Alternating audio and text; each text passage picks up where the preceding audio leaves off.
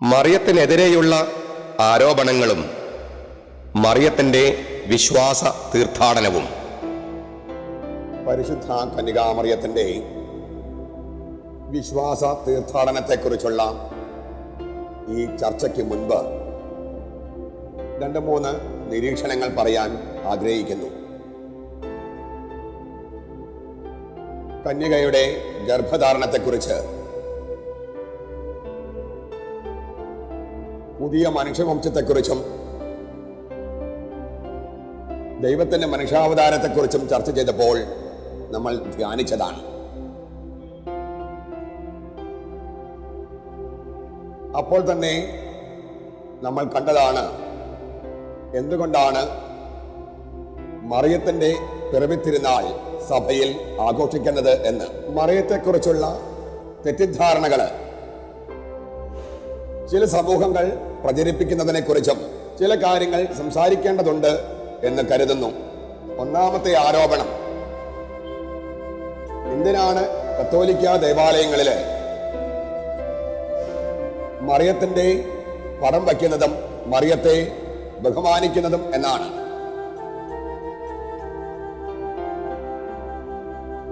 ഞാൻ 2 സൂചനകള് ബൈബിളിൽ നിന്ന് നൽകാനായി ആഗ്രഹിക്കുന്നു. മത്തായിയുടെ സുവിശേഷത്തില് 2-ാമത്തെ അധ്യായം 11-ാം വാക്യത്തില് നാം ഇങ്ങനെ വായിക്കുന്നു: അവർ, ആ ജ്ഞാനികൾ, ഭവനത്തിൽ പ്രവേശിച്ച്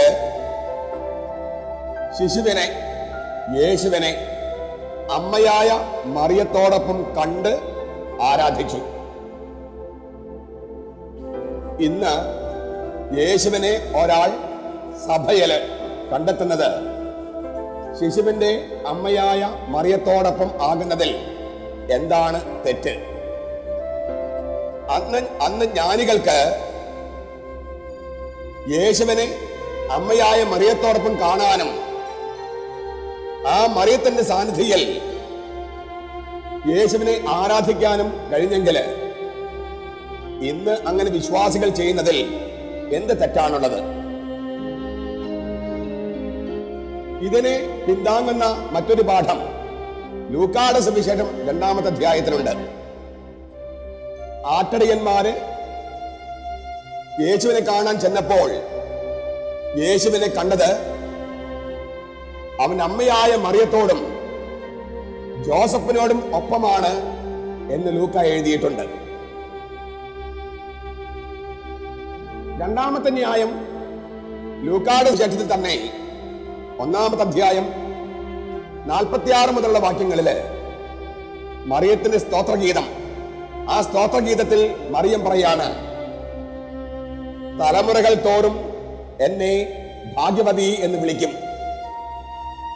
എല്ലാ തലമുറകളും മറിയത്തെ ഭാഗ്യവതി എന്ന് വിളിക്കുമെന്ന് തിരുവചനം തന്നെ സാക്ഷ്യപ്പെടുത്തുമ്പോൾ കത്തോലിക്ക സഭയില് മറിയത്തെ ഭാഗ്യവതി എന്ന് പ്രകീർത്തിച്ചുകൊണ്ട് ദൈവാലയത്തിൽ ബഹുമാനിക്കുന്നതിൽ എന്ത് തെറ്റാണുള്ളത്?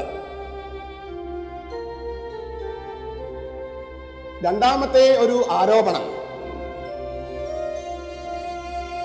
യേശുവിനെ കൂടാതെ മറിയത്തിന് വേറെ മക്കൾ ഉണ്ടായിരുന്നു എന്ന പ്രബോധനമാണ്. 2 തിരുവചനങ്ങള് കൂട്ടിവെച്ചാണ് ഇങ്ങനെ ഒരു ആരോപണം ഉന്നയിക്കുന്നത്. യേശുവിന്റെ സഹോദരന്മാരും സഹോദരിമാരും എന്ന ഒരു പദസന്ധി സുവിശേഷങ്ങളിലുണ്ട്. മർക്കോസിന്റെ സുവിശേഷം 6-ാമത്തെ അധ്യായം 3-ാമത്തെ വാക്യത്തില് ഈ സഹോദരന്മാരുടെ പേരും സഹോദരിമാരെ കുറിച്ചുള്ള പരാമർശവുമുണ്ട്. സഹോദരന്മാരും സഹോദരിമാരും എന്ന പദസന്ധിയും പിന്നെ മത്തായിയുടെ സുവിശേഷത്തില് 1-ാമത്തെ അധ്യായം 25-ാം വാക്യത്തില് പുത്രനെ പ്രസവിക്കുന്നത് വരെ അവൻ അവളെ അറിഞ്ഞില്ല.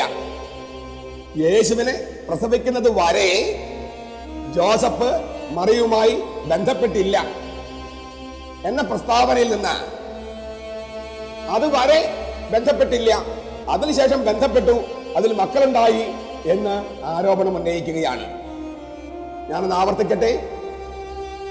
യേശുവിനെ പ്രസവിക്കുന്നത് വരെ ജോസഫ് മറിയത്തെ അറിഞ്ഞില്ല എന്ന പ്രസ്താവനയിൽ നിന്ന് അതിനുശേഷം അവരറിഞ്ഞുവെന്നും അതിന് മക്കളുണ്ടായി എന്നും വാദിക്കുന്നു. അതിന് പിന്താങ്ങാനായി യേശുവിന്റെ സഹോദരന്മാരെക്കുറിച്ചും വേദപുസ്തകം സാക്ഷ്യപ്പെടുത്തുന്നുണ്ടല്ലോ എന്നും. നമുക്ക് ഈ രണ്ട് പ്രസ്താവനകളും അല്പം കൂടി ആഴത്തിൽ പരിശോധിക്കാം. പുത്രനെ പ്രസവിക്കുന്നത് വരെ അവൻ അവളെ അറിഞ്ഞില്ല എന്ന വാക്കിന് അതിനുശേഷം അറിഞ്ഞു എന്നർത്ഥമുണ്ടോ? നമ്മുടെ നാട്ടുനടപ്പനുസരിച്ചുള്ള വചനവും ബൈബിളിലെ ഒരു വചനവും ഞാൻ ചൂണ്ടിക്കാണിക്കട്ടെ. മരിക്കുന്നത് വരെ അപ്പൻ മകനോട് മിണ്ടിയില്ല. മരിക്കുന്നത് വരെ അപ്പൻ മകനോട് മിണ്ടിയില്ല. മരിച്ചതിന് ശേഷം മിണ്ടിയോ? വരെ എന്ന വാക്കിന് അതുവരെയുള്ള കാര്യത്തെക്കുറിച്ചേ പറയാനുള്ളൂ. അതിനുശേഷം എന്തുണ്ടായി എന്ന് പറയുന്നില്ല. ഇതിനെ സാധൂകരിക്കുന്ന ഒരു തിരുവചനം സാമുവേലിന്റെ 2-ാം പുസ്തകത്തിൽ 6-ാമത്തെ അധ്യായം 23-ാം വാക്യത്തിലുണ്ട്. സാവൂളിന്റെ പുത്രി മിഖാൽ മരണം വരെയും സന്താനരഹിതയായിരുന്നു. ദാവീദിന്റെ ഭാര്യയാണ് മിഖാൽ. സാവൂളിന്റെ മകളായിരുന്നു. സാവൂളിന്റെ പുത്രി മിഖാൽ മരണം വരെ സന്താനമില്ലാത്തവളായിരുന്നു. മരണത്തിന് ശേഷം മക്കളുണ്ടായ. അപ്പോൾ വരെ എന്ന വാക്കിന് അതുവരെയുള്ള കാര്യത്തെ ഊന്നി പറയുക എന്ന ലക്ഷ്യമേ ഉള്ളൂ. അതിനുശേഷം എന്ത് സംഭവിച്ചു എന്ന് അത് വ്യക്തമാക്കുന്നില്ല. അതിനാൽ ജോസഫ് മറിയത്തെ അറിഞ്ഞില്ല പുത്രനെ പ്രസവിക്കുന്നത് വരെ എന്ന വാക്കിൽ നിന്ന് അതിനുശേഷം അറിഞ്ഞുവെന്നും ആ അറിവിലൊക്കെ മക്കളുണ്ടായി എന്ന് വാദിക്കുന്നതും അത്ര പന്തിയല്ല, ശരിയല്ല. അപ്പോൾ നമുക്ക് സഹോദരന്മാർ എന്ന വാക്കിനെ കുറിച്ച് ചിന്തിക്കാം. അഡൽഫോസ് എന്നാണ് ഗ്രീക്കിലെ വാക്ക്. ആ വാക്ക് രക്തബന്ധത്തിലുള്ള സഹോദരന്മാരെ ഉദ്ദേശിച്ച് ഉപയോഗിക്കാറുണ്ട്. എന്നാൽ അതിനപ്പുറത്തേക്ക് വിശാലമായ ബന്ധത്തിലുള്ളവരെയും ഉദ്ദേശിക്കാറുണ്ട്. ബൈബിളിൽ നിന്ന് ഒരു ഉദാഹരണം ചൂണ്ടിക്കാണിക്കട്ടെ. മർക്കോസിന്റെ സുവിശേഷം 6-ാമത്തെ അധ്യായം 17-18 വാക്യങ്ങളില് സ്നാപക യോഹന്നാൻ ഹേരോദ് അന്തിപ്പാസനെ ശാസിച്ചുകൊണ്ട് പറയുന്നു, നീ നിന്റെ സഹോദരൻ ഫിലിപ്പോസിന്റെ ഭാര്യയെ സ്വന്തമാക്കുന്നത് ശരിയല്ല. ഹേരോദ് അന്തിപ്പാസ് ഫിലിപ്പോസിന്റെ ഭാര്യയെ സ്വന്തമാക്കുന്നത് ശരിയല്ല. കാരണം ഫിലിപ്പോസ് അന്തിപ്പാസിന്റെ സഹോദരനാണ്. എങ്ങനെയാണ് അവര് സഹോദരനായിരുന്നത് എന്ന് നമുക്കൊന്ന് നോക്കാം. മഹാനായ ഹെരോദസന് യേശുവിന് ഏകദേശം 2 വയസ്സുള്ളപ്പോൾ നിഷ്കളങ്ക കുഞ്ഞുങ്ങളെ വധിച്ചു കളഞ്ഞ മഹാനായ ഹെരോദസന് അദ്ദേഹത്തിന് 10 ഭാര്യമാരുണ്ടായിരുന്നു. ആ 10 ഭാര്യമാരിൽ 2 ഭാര്യമാരുടെ മക്കളാണ് ഹെരോദേസും ഫിലിപ്പോസും. സമരിയായിൽ നിന്നുള്ള മാൽത്തേസ് എന്ന സ്ത്രീയിൽ മഹാനായ ഹെരോദസന്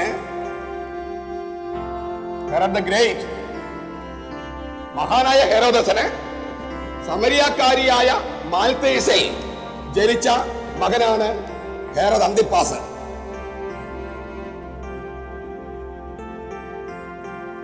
മഹാനായ ഹെരോദസന് ജെറൂസലമിലെ ക്ലെയോപാട്രയിൽ ജനിച്ച മകനാണ് ഫിലിപ്പോസ്. ക്ലെയോപാട്ര ഓഫ് ജെറൂസലേം.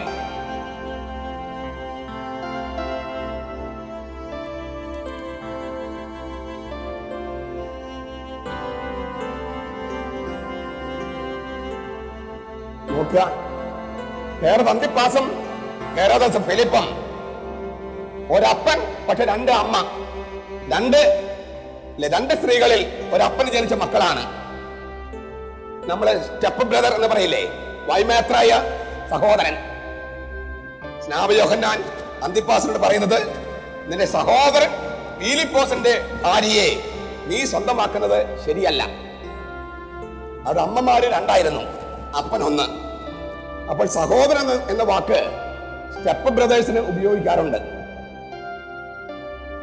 പഴയ നിയമത്തിലും പുതിയ നിയമത്തിലും സഹോദരൻ എന്ന വാക്ക് ഒരേ ഗോത്രത്തിൽപ്പെട്ടവർക്ക് ഉപയോഗിച്ചിട്ടുണ്ട്. കൂട്ടുകുടുംബത്തിലെ അംഗങ്ങളെ ഉദ്ദേശിച്ച് ഉപയോഗിച്ചിട്ടുണ്ട്. ഒരേ മതവിശ്വാസികളെ ഉദ്ദേശിച്ച് സഹോദരൻ എന്ന വാക്ക് ഉപയോഗിച്ചിട്ടുണ്ട്. അങ്ങനെയെങ്കിൽ സഹോദരന്മാർ എന്ന വാക്കുകൊണ്ട് മാത്രം യേശുവിന് സ്വന്തം രക്തബന്ധത്തിൽ സഹോദരന്മാരുണ്ടായിരുന്നു എന്ന് വാദിക്കുന്നത് എന്തുമാത്രം തെറ്റാണ്, അബദ്ധമാണ് എന്ന് നമ്മൾ തിരിച്ചറിയുകയാണ്. സഭയുടെ ചരിത്രത്തിലുണ്ടായ 3 വ്യാഖ്യാനങ്ങളെ ഞാൻ നിങ്ങളുടെ മുമ്പിൽ അവതരിപ്പിക്കട്ടെ. 4-ാം നൂറ്റാണ്ടിലെ ഹെൽവീദിയൂസ് എന്ന് പറയുന്ന ഒരു വ്യക്തി, അദ്ദേഹം ഹെൽവീദിയൂസ് യേശുവിന്റെ സഹോദരന്മാർ എന്ന് പറയുന്നത് യേശുവിന്റെ സ്വന്തം സഹോദരന്മാരാണ്. അതായത് യേശുവിന്റെ ജനനത്തിന് ശേഷം മറിയത്തിനുണ്ടായ മക്കളാണ് എന്ന് വാദിച്ചിരുന്നു. അദ്ദേഹത്തിന്റെ മക്കളും ആ സിദ്ധാന്തമാണ് മുന്നോട്ട് വെച്ചത്. എന്നാൽ അത് ഏറ്റുപിടിക്കാനായി ആരുമുണ്ടായിരുന്നില്ല 19-ാം നൂറ്റാണ്ട് വരെ. 19-ാം നൂറ്റാണ്ടിലെ കത്തോലിക്ക സഭയിൽ നിന്ന് ചിലരൊക്കെ വേറിട്ട് പോയപ്പോൾ കത്തോലിക്ക സഭയെ ആക്രമിക്കാൻ വേണ്ടി കാലഹരണപ്പെട്ട ഒരു സിദ്ധാന്തം പൊടി തട്ടി പൊക്കിയെടുത്ത് കൊണ്ടുവന്നതാണ് മറിയത്തിന് യേശുവിനെ കൂടാതെ മക്കളുണ്ടായിരുന്നു എന്ന വ്യാഖ്യാനം. ഈ ഹെൽവീദിയൂസിനെതിരെ വിശുദ്ധ ജെറോം, വളരെ വലിയ ബൈബിൾ പണ്ഡിതനായിരുന്നു ജെറോം, അദ്ദേഹം ഹെൽവീദിയൂസിനെതിരെ ഒരു സിദ്ധാന്തം എഴുതി. അതായത് ഹെൽവീദിയൂസ് പറയുന്നത് ശരിയല്ല എന്ന് വ്യാഖ്യാനിച്ചുകൊണ്ട് ആ ജെറോമിന്റെ വ്യാഖ്യാനം അനുസരിച്ച് മറിയത്തിന്റെ സഹോദരിയുടെ മക്കളോ ജോസഫിന്റെ സഹോദരിയുടെ മക്കളോ ആണ് യേശുവിന്റെ സഹോദരന്മാരും സഹോദരിമാരും. അങ്ങനെയെങ്കിൽ ഫസ്റ്റ് കസിൻസ്, അതാണ് യേശുവിന്റെ സഹോദരന്മാരും സഹോദരിമാരും. അതിന് അദ്ദേഹം കൊടുക്കുന്ന ന്യായം, കുരിശിന് താഴെ നിൽക്കുന്ന സ്ത്രീകളില് ക്ലോപ്പാസിന്റെ മറിയം എന്നൊരു വാക്കുണ്ട്. നമ്മൾ പരിഭാഷപ്പെടുത്തുമ്പോൾ ക്ലോപ്പാസിന്റെ ഭാര്യയായ മറിയം എന്നാണ്. അതിന്റെ ഒറിജിനൽ ഗ്രീക്കില് അതിന്റെ പരിഭാഷ ഇങ്ങനെയാണ്: മേരി ഓഫ് ക്ലയോപ്പാസ്, ക്ലയോപ്പാസിന്റെ മറിയം. ക്ലയോപ്പാസിന്റെ ഭാര്യയായ മറിയം എന്ന് തർജ്ജമ ചെയ്യാം, ക്ലയോപ്പാസിന്റെ മകളായ മറിയം എന്നും തർജ്ജമ ചെയ്യാം. ക്ലയോപ്പാസിന്റെ മകള് എന്നാണ് ജെറോം തർജ്ജമ ചെയ്തത്. അത് ശരിയുമാണ്. അങ്ങനെയെങ്കിൽ ആ മറിയത്തിന്റെ മക്കളാണ് യേശുവിന്റെ സഹോദരന്മാരും സഹോദരിമാരും. 3-ാമത്തെ ഒരു വ്യാഖ്യാനം ഉണ്ടായിരുന്നു. എപ്പിഫാനീസ് എന്ന് പറയുന്ന സഭാപിതാവാണ് ആ വ്യാഖ്യാനം മുന്നോട്ട് വെച്ചത്. സലാമിസിലെ എപ്പിഫാനിയോസ്.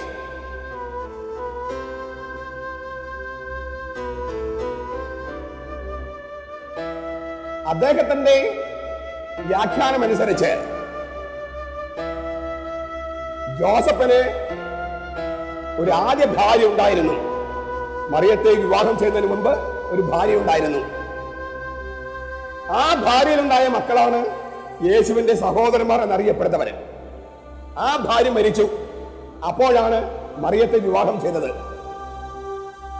മറിയത്തിനുണ്ടായ മകൻ പരിശുദ്ധാത്മാവിൽ നിന്നുള്ളവനാണ്, ജോസഫിന്റെ അല്ല. അതുകൊണ്ടാണ് മർക്കോസിന്റെ സുവിശേഷത്തില് യേശുവിനെ മറിയത്തിന്റെ മകൻ എന്നേ വിളിക്കുന്നുള്ളൂ, മറിയത്തിന്റെ മകൻ. അപ്പോൾ ജോസഫിന് ആദ്യ ഭാര്യയിലുണ്ടായ മക്കളാണ് യേശുവിന്റെ സഹോദരന്മാർ. എപ്പിഫാനിയൂസ് ഈ വ്യാഖ്യാനം പറയുന്നതിന് മുൻപ് 2-ാം നൂറ്റാണ്ടിൽ തന്നെ ഇങ്ങനൊരു വ്യാഖ്യാനം യാക്കോബിന്റെ ആദ്യ സുവിശേഷം എന്ന അപ്രാമാണിക ഗ്രന്ഥത്തിലുണ്ട്. മറിയത്തിന്റെ മാതാപിതാക്കൾ ആരാണ്? മറിയത്തിന്റെ മാതാപിതാക്കള്? യോവാക്യം, അന്ന. എവിടെ നിന്നാണ് ഈ വ്യാഖ്യാനം കിട്ടിയത്? യാക്കോബിന്റെ ആദ്യ സുവിശേഷം എന്നറിയപ്പെടുന്ന ഒരു ഗ്രന്ഥത്തിൽ നിന്ന്. പുതിയ നിയമത്തിലെ പ്രധാനപ്പെട്ട അപ്രാമാണിക ഗ്രന്ഥങ്ങള് ബിബ്ലിയ പ്രസാധനം ചെയ്തിട്ടുണ്ട്. ബൈബിളിൽ ഇല്ലാത്ത, അതേസമയം രഹസ്യ സുവിശേഷങ്ങൾ എന്നറിയപ്പെടുന്ന തോമസിന്റെ സുവിശേഷം, ഫിലിപ്പോസിന്റെ സുവിശേഷം, സത്യത്തിന്റെ സുവിശേഷം, തോമസിന്റെ ശൈശവ സുവിശേഷം, ഇങ്ങനെ നിരവധി ഗ്രന്ഥങ്ങൾ. അതിലൊന്നാണ് യാക്കോബിന്റെ ആദ്യ സുവിശേഷം, പ്രോട്ടോവഞ്ചേലിയം ഓഫ് ജെയിംസ്. ഈ ഗ്രന്ഥത്തിൽ നിന്നാണ് മറിയത്തിന്റെ മാതാപിതാക്കള് യോവാക്കിം, അന്ന എന്നിവരാണ് എന്ന് നമ്മൾ അറിയുന്നത്. ഈ ഗ്രന്ഥം അനുസരിച്ച് ജോസഫിന്റെ ആദ്യ ഭാര്യയിലെ മക്കളാണ് യേശുവിന്റെ സഹോദരന്മാർ എന്നറിയപ്പെടുന്നത്. ഈ വ്യാഖ്യാനമാണ് എപ്പിഫാനിയൂസ് എന്ന് പറയുന്ന സഭാപിതാവ് അംഗീകരിച്ചത്. എന്നാൽ വിശുദ്ധ ജെറോമിന്റെ വ്യാഖ്യാനമാണ് ഏറ്റവും യുക്തിഭദ്രമായി അന്ന് 4-ാം നൂറ്റാണ്ടിലെ സഭയ്ക്ക് ബോധ്യപ്പെട്ടത്. അതാണ് കത്തോലിക്ക സഭ ഔദ്യോഗികമായി അംഗീകരിച്ചത്. അതുതന്നെയാണ് എല്ലാ സഭകളും തുടർന്നു പോകുന്നത്. പിന്നെ കത്തോലിക്ക സഭയെ എതിർക്കാൻ വേണ്ടി ചില ന്യായങ്ങള് കണ്ടുപിടിച്ച് ആരോപണം ഉന്നയിക്കാമെന്നല്ലാതെ വ്യക്തമായ ഒരു തെളിവും യേശുവിനെ കൂടാതെ മറിയത്തിന് മക്കളുണ്ടായി എന്ന് സ്ഥാപിക്കാൻ ഈ ആരോപണം ഉന്നയിക്കുന്നവരുടെ കയ്യിലില്ല. ഞാനൊരു അനുഭവം പറഞ്ഞ് ഈ ചർച്ചയെ ഒന്ന് ഉപസംഹരിക്കുകയാണ്. വളരെ വിശദമായ ചർച്ചകള് മറിയത്തെക്കുറിച്ചുള്ള എന്റെ ഗ്രന്ഥത്തിൽ ഞാൻ കൊടുത്തിട്ടുണ്ട്. കൂടുതൽ അറിയാൻ ആഗ്രഹിക്കുന്നവര് ആ ഗ്രന്ഥങ്ങൾ വായിക്കണമെന്ന് ഞാൻ ആവശ്യപ്പെടുകയാണ്. 3 വർഷങ്ങൾക്ക് മുമ്പ് യൂറോപ്പില് ക്ലാസ് എടുക്കാൻ പോകുന്നതിന് മുൻപ് ഞാൻ അപ്പനോടും അമ്മയോടും യാത്ര പറയാനായി വീട്ടിൽ ചെന്നു. അപ്പോൾ അപ്പൻ എന്നോടൊരു ചോദ്യം, സമയമുണ്ടോ സംസാരിക്കാൻ? ഞാൻ പറഞ്ഞു, സമയമുണ്ട്. അങ്ങനെയെങ്കിൽ ആരാണ് യേശുവിന്റെ സഹോദരന്മാരും സഹോദരിമാരും?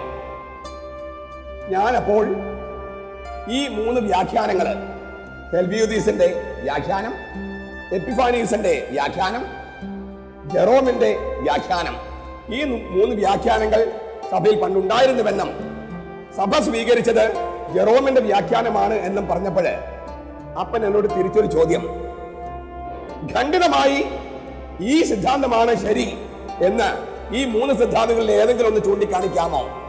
ഖണ്ഡിതമായി, കാറ്റഗോറിക്കലി. അങ്ങനെ അത്ര ഖണ്ഡിതമായി പറയാൻ ന്യായങ്ങളില്ല.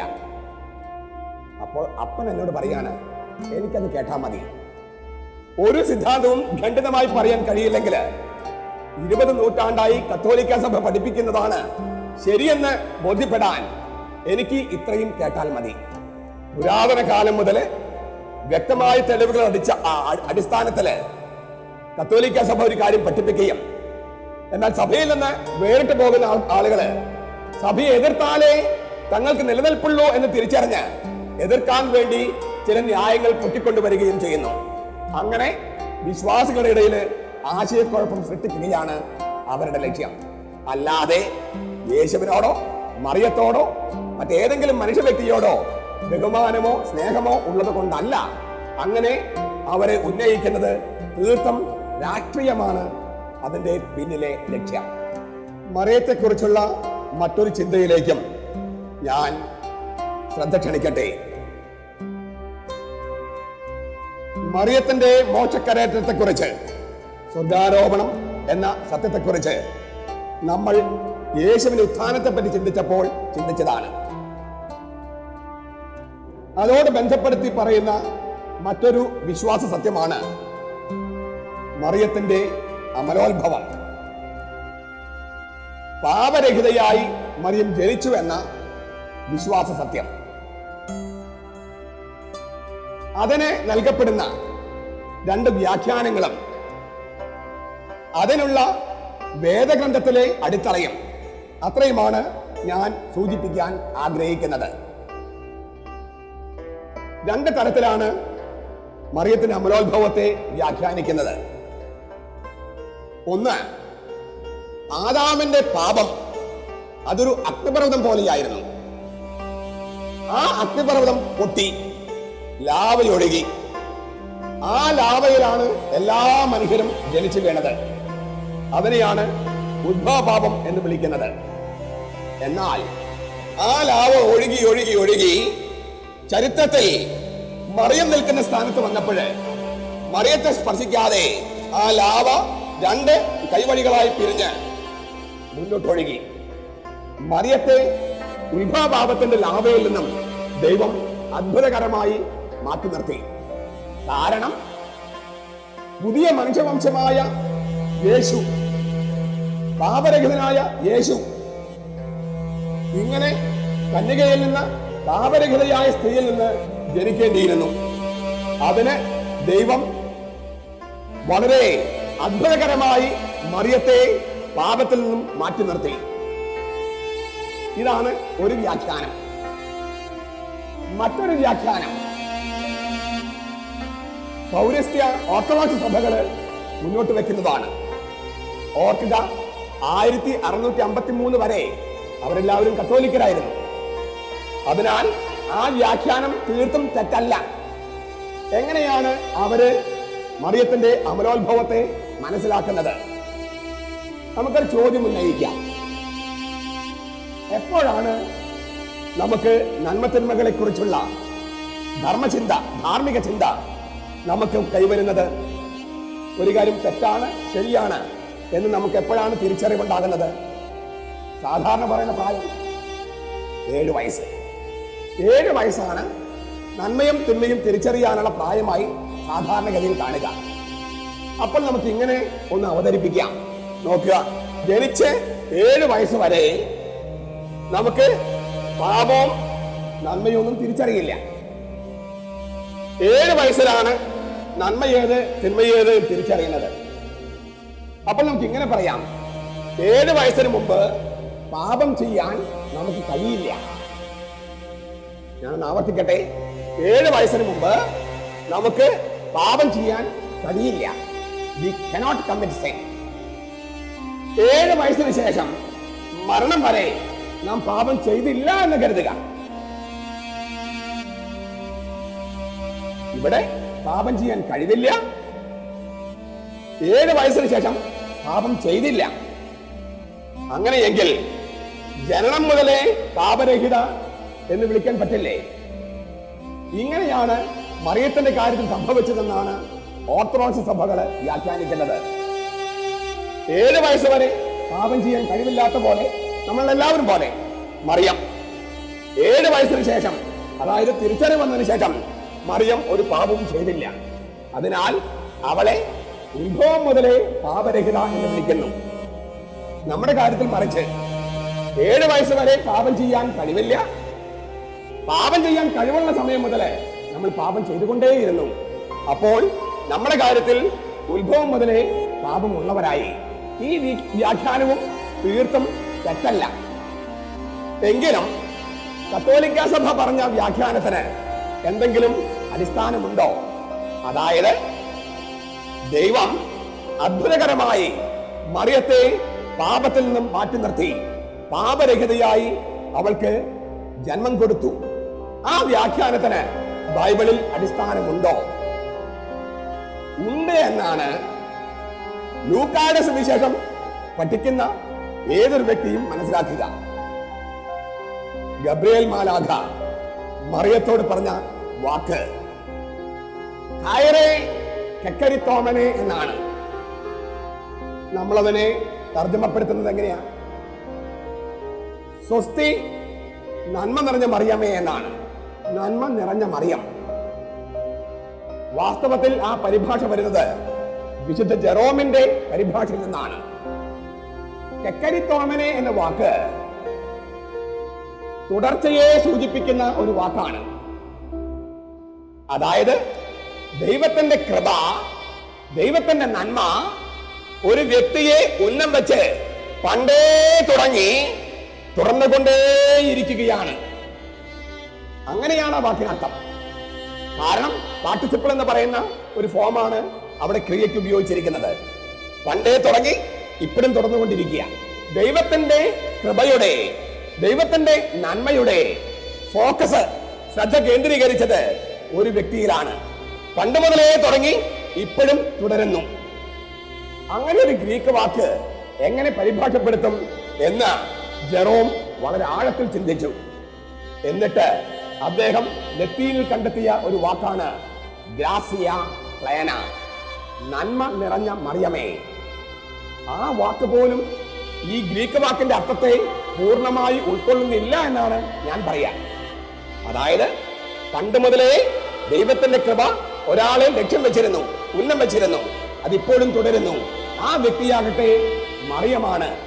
അതിനാൽ നന്മ നിറഞ്ഞ മറിയം എന്ന് ജെറോം മറിയത്തെ വിളിച്ചതും അതിനേക്കാൾ ആഴത്തിൽ ലൂക്ക കൃപയുടെ മഹാസമുദ്രം നിന്നിലേക്ക് ദൈവം പണ്ട് മുതലേ ഒഴുക്കിയെന്നും ഇപ്പോഴും ഒഴുക്കിക്കൊണ്ടേയിരിക്കുന്നുവെന്നും ലൂക്ക എഴുതിയതും മറിയത്തിന്റെ അമരോത്ഭവത്തിന് കൃത്യമായ വേദപുസ്തക അടിസ്ഥാനമാണ്. പുതിയ മനുഷ്യവംശമായ യേശുക്രിസ്തു, മനുഷ്യവംശത്തിന്റെ ആരംഭമായ യേശുക്രിസ്തു കറയില്ലാത്ത കന്യകയിൽ നിന്ന്, അമലോത്ഭവിയായ കന്യകയിൽ നിന്ന് ജനിക്കണമെന്ന് ദൈവത്തിന്റെ തിരുമനസ്സായിരുന്നു. അതിനാൽ പണ്ട് മുതലേ ദൈവത്തിന്റെ കൃപയുടെ ഉന്നം മറിയത്തെ ലക്ഷ്യം വെച്ചായിരുന്നു. അങ്ങനെ ഒരർത്ഥമാണ് കെക്കരിത്തോമനെ എന്ന ഗ്രീക്ക് വാക്കിനുള്ളത്. അതിനാൽ നന്മ നിറഞ്ഞ മറിയമേ എന്ന ആ അഭിസംബോധനയും കൃപ നിറഞ്ഞവളെ എന്ന അഭിസംബോധനയും മറിയത്തെ സംബന്ധിച്ച് തീർത്തും ശരിയായ പരിഭാഷയാണ്, വ്യാഖ്യാനമാണ്. അങ്ങനെ വ്യാഖ്യാനിക്കാനേ വേദപുസ്തകം അറിയുന്ന വ്യക്തികൾക്ക് കഴിയുകയുള്ളൂ. അപ്പോൾ നമുക്ക് ഒരു സംശയം കൂടി, മറിയത്തെ ദൈവമാതാവ് എന്ന് വിളിക്കുന്നത് ശരിയോ? അതിന് വേദപുസ്തകത്തിൽ എന്ത് അടിസ്ഥാനമാണുള്ളത്? ഒറ്റ തിരുവചനം മാത്രം മതിയാകും അതിന് ഉത്തരം കൊടുക്കാനെന്നാണ് എന്റെ പക്ഷം. മറിയം സക്കറിയായുടെ ഭാര്യ എലിസബത്തിനെ സന്ദർശിക്കുമ്പോൾ എലിസബത്ത് എന്താണ് മറിയത്തോട് പറഞ്ഞത്? എന്റെ കർത്താവിന്റെ അമ്മ എന്നെ സന്ദർശിക്കാനുള്ള ഭാഗ്യം എനിക്ക് എവിടെ നിന്ന്? എന്റെ കർത്താവിന്റെ അമ്മ എന്നെ സന്ദർശിക്കാൻ എനിക്ക് എന്ത് ഭാഗ്യമുണ്ട്? എന്റെ കർത്താവിന്റെ അമ്മ, the mother of my Lord. My Lord എന്നതിന്റെ ഹെബ്രായ പരിഭാഷ എന്തായിരിക്കും? യഹോവ. അപ്പോൾ എന്താണ് എലിസബത്ത് അന്ന് അവളുടെ ഭാഷയിൽ പറഞ്ഞിരിക്കുക? എന്റെ യഹോവയുടെ അമ്മ, എന്റെ യഹോവയുടെ അമ്മയാണ് എന്നെ സന്ദർശിക്കുന്നത്. മറിയത്തെ എലിസബത്ത് വിളിച്ചത് യഹോവയുടെ അമ്മ, എന്റെ കർത്താവിന്റെ അമ്മ എന്നാണ്. അത് ലൂക്കായുടെ സുവിശേഷം 1-ാമത്തെ അധ്യായം 39 മുതലുള്ള വാക്യങ്ങളിൽ കിടപ്പുണ്ട്. തിരുവചനത്തിൽ അടിസ്ഥാനമുണ്ടെങ്കിൽ മറിയത്തെ ദൈവമാതാവ്, കർത്താവിന്റെ അമ്മ, യഹോവയുടെ അമ്മ എന്ന് വിളിക്കുന്നതിൽ എന്ത് തെറ്റാണുള്ളത്? മാത്രമല്ല, എലിസബത്തിന്റെ സംഭാഷണത്തില് സഹോദരന്മാര് എന്ന് പറയുന്ന, നമ്മൾ മുമ്പ് വ്യാഖ്യാനിച്ച ഒരു സംഗതി ഉണ്ടല്ലോ, യേശുവിന്റെ സഹോദരന്മാർ എന്ന് പറയുന്നത് യേശുവിന്റെ കസിൻസ് ആണ് എന്ന് പറയുന്നതിനുള്ള ഒരു ന്യായവും എലിസബത്ത് കൊടുക്കുന്നുണ്ട്. മറിയത്തിന്റെ ശിശുവിനെ എലിസബത്ത് എങ്ങനെയാണ് വിശേഷിപ്പിച്ചത്? നിന്റെ ഉദരത്തിന്റെ ഫലം, the fruit of thy womb. അങ്ങനെയാണ് എലിസബത്ത് മറിയത്തോട് പറഞ്ഞത്, the fruit of thy womb. ഇതാണ് ഒരു ഹെബ്രായ സ്ത്രീ പറയുന്ന ശൈലി. ഒരു സ്ത്രീയുടെ സ്വന്തം മകനെ മകൻ എന്ന് ഒരു ഹെബ്രായ സ്ത്രീ പറയില്ല. ഒരാളുടെ മകനെ നിന്റെ മകൻ എന്നല്ല ഹെബ്രായ ഭാഷയിൽ പറയാ. സ്ത്രീയോടാണ് സംസാരിക്കുന്നതെങ്കിൽ പറയും the fruit of thy womb, നിന്റെ ഗർഭപാത്രത്തിന്റെ ഫലം. അത് സ്ത്രീയോടാണെങ്കിൽ. പുരുഷനോടാണ് സംസാരിക്കുന്നതെങ്കിൽ അവൻ എന്താണ് പറയുക? ദ ഫ്രൂട്ട് ഓഫ് ദൈ ലോയിൻ. ലോയിൻസ്. ലോയിൻസ് എന്ന് പറഞ്ഞാൽ എന്താർത്ഥം? അരക്കെട്ട്. കുട്ടിയുടെ അപ്പനോടാണ് സംസാരിക്കുന്നതെങ്കിൽ the fruit of thy loins, നിന്റെ അരക്കെട്ടിന്റെ ഫലം എന്നാണ് പറയാ.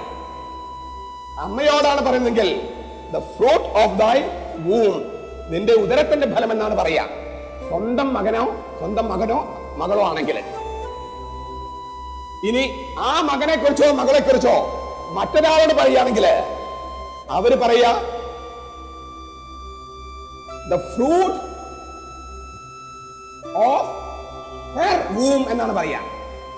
അവളുടെ ഗർഭപാത്രത്തിന്റെ ഫലം, അവന്റെ അരക്കെട്ടിന്റെ ഫലം. നിന്റെ സഹോദരന്മാർ നിന്നെ കാത്ത് പുറത്തു നിൽക്കുന്നു എന്ന് യേശുവിനോട് അവർ പറഞ്ഞത് യേശുവിന്റെ സ്വന്തം സഹോദരന്മാരായിരുന്നെങ്കിൽ അവരിങ്ങനെയാണ് പറഞ്ഞിരിക്കുക. അതാണ് ഹെബ്രായ ശൈലി. നിന്റെ അമ്മയുടെ ഫലങ്ങള് പുറത്ത് കാത്തു നിൽക്കുന്നു, അല്ലെങ്കിൽ നിന്റെ അപ്പന്റെ ഫലങ്ങള് പുറത്ത് കാത്തു നിൽക്കുന്നു. ഇത് ഹെബ്രായ ഭാഷയുടെ ഒരു സവിശേഷ രീതിയാണ്. ഞാൻ മറ്റൊരു ഉദാഹരണം ചൂണ്ടിക്കാണിക്കാം. നമ്മള് റിവർ ബാങ്ക് എന്ന് പറയുന്നു, നദീതടം, നദി, പുഴ, അതിന്റെ മണല് ഡെപ്പോസിറ്റ് ചെയ്യുന്നു, ബാങ്കിങ്. അപ്പോൾ നമ്മള് നദീതീരം, നദീതടം എന്നൊക്കെ പറയുന്നു. അത് നമ്മുടെ ശൈലി. ഒരു ഹെബ്രായനാണെങ്കിൽ ഒരിക്കലും റിവർ ബാങ്ക് എന്ന് പറയില്ല, നദീതടം, നദിയുടെ തീരം എന്ന് പറയില്ല. അയാൾ പറയാ the bosom of the river, നദിയുടെ മടിത്തട്ട് എന്നാണ് പറയാ. നദിയുടെ മടിത്തട്ട്. ഹെബ്രായ ഭാഷ വളരെ മൂർത്തമായ, കോൺക്രീറ്റ് ആയ ഒരു ഭാഷയാണ്. പ്രകൃതിയിലെ എന്ത് കാര്യവും മനുഷ്യ ശരീരത്തിലെ ഏതെങ്കിലും അവയവുമായി ബന്ധപ്പെടുത്തിയേ ഹെബ്രായൻ സംസാരിക്കൂ.